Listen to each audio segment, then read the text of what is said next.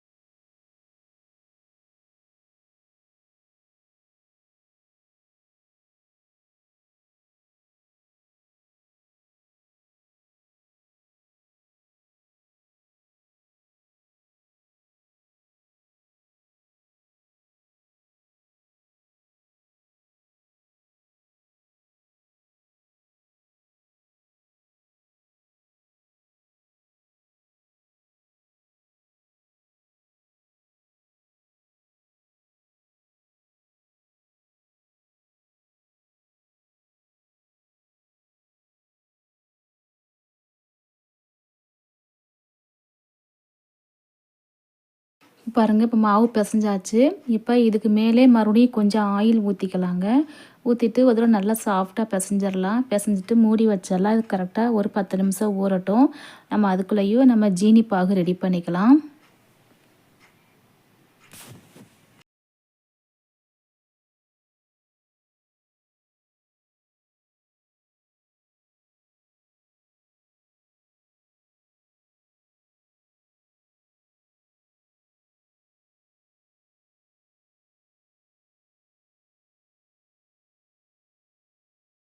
இப்போ நல்லா ஒரு 10 நிமிஷம் ஊறிடுச்சு. நம்ம உருண்டை பிடிச்சி வச்சிடலாங்க. அதில் கொஞ்சம் கொஞ்சமாக எடுத்து நல்லா அழுத்தம் கொடுத்து உருட்டிக்கலாம். இதே மாதிரி எல்லா மாவையும் உருட்டி வச்சிடலாம்.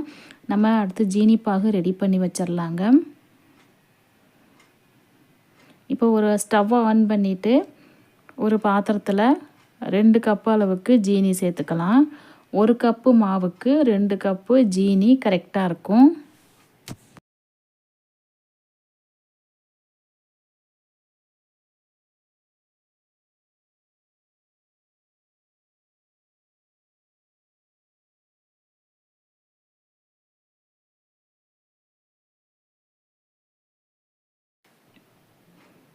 ரெண்டு கப்பு ஜீனி, 2 கப்பு தண்ணி சேர்த்துக்கலாம். சேர்த்துட்டு நல்லா கரைஞ்சி கொதித்து வரட்டும். ஒரு பாகுப்பதம் வந்தால் போதுங்க.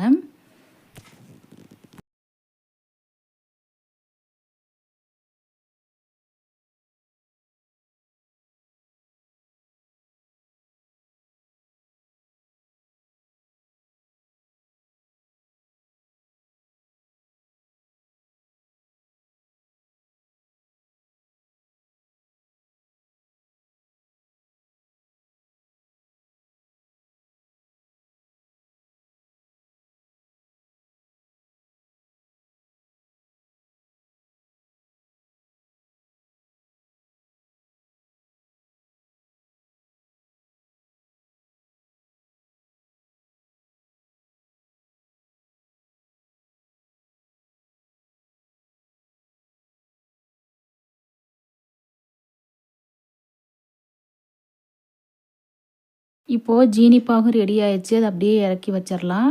இப்போது கடாயில் தேவையான அளவுக்கு எண்ணெய் ஊற்றி நம்ம உருட்டி வச்ச உருண்டைகளை அதில் பொரித்து எடுத்துடலாங்க. பொரிச்சிட்டு ஸ்டவ்வை லோ ஃப்ளேமில் வச்சுக்கலாம். கரண்டியை வச்சு அடிக்கடி கிளறிக்கிட்டே இருக்கணும். அப்போ தான் எல்லா பக்கமும் ஒரே மாதிரியாக வெந்து வரும்.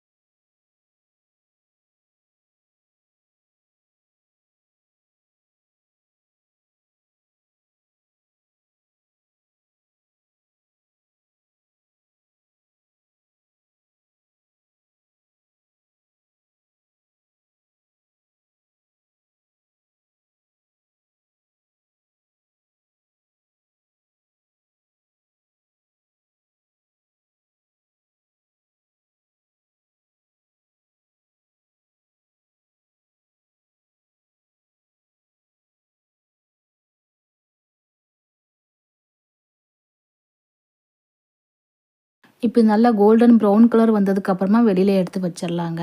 இப்போ வாங்க ரெடி ஆயிடுச்சு. நான் ஒரு பிளேட்டில் எடுத்து வச்சிட்றேன்.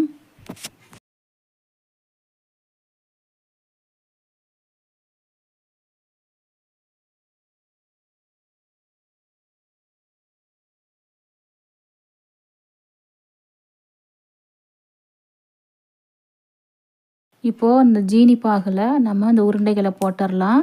இது நல்லா ஊறினதுக்கப்புறம் எடுத்து சாப்பிட்டோம்னா அவ்வளோ ஜூஸியாக டேஸ்ட்டாக இருக்குங்க. கண்டிப்பாக ட்ரை பண்ணி பாருங்கள். Okay friends, thank you.